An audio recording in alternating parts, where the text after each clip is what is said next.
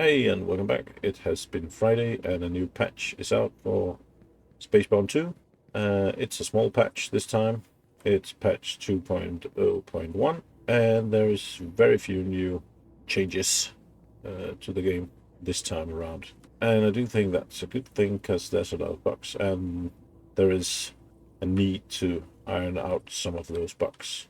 So it seems like the developer this time has actually focused a bit more on the bug sides than the patches and the new changes, which is nice.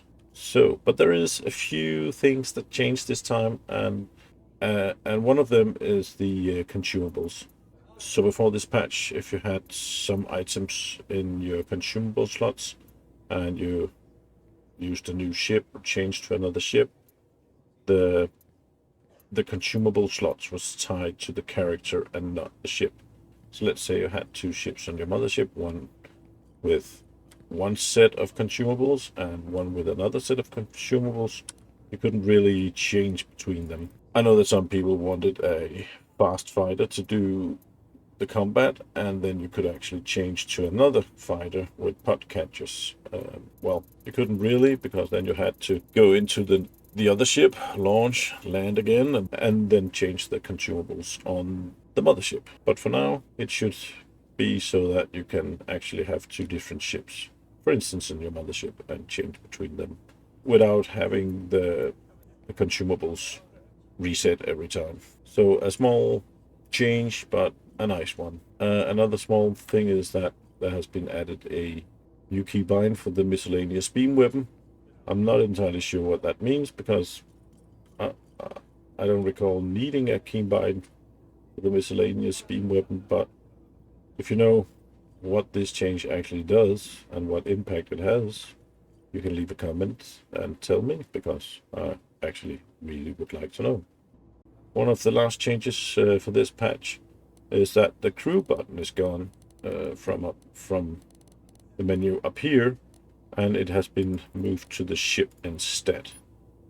So right now you can see on the ships, you can see that the crew is here.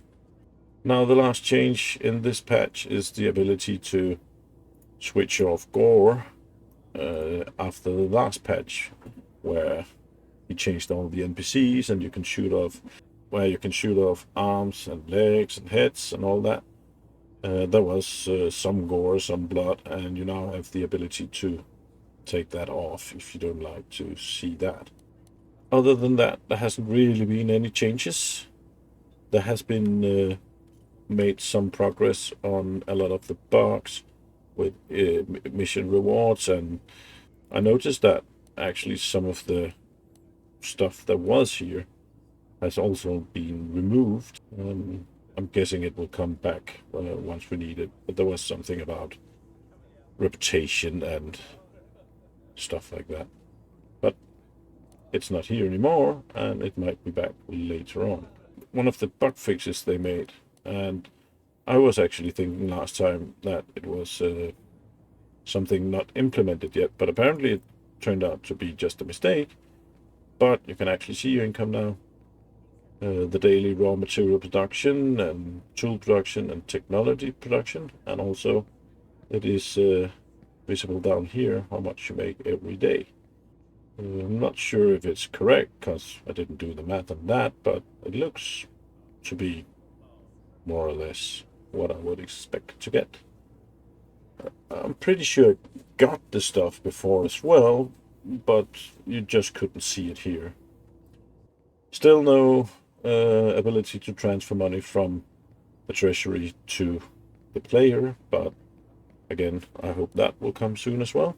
There's been a lot of bug fixes around the ship weight and stuff like that, but overall just a few minor changes to the game and a lot of bug fixing. So it's going to be interesting. It's going to be interesting to see what the next patch will bring us, but we will have to wait to next Friday and see what we're getting then. In any case, this is going to be a short video because there's nothing really much to say about the patch, but I do hope you found it helpful anyways. And if you want to help me out in the battle against the YouTube algorithm, smash the like button or subscribe or leave me a comment. Anyways, that's all for this time. I hope you enjoyed the video, and see you next Friday.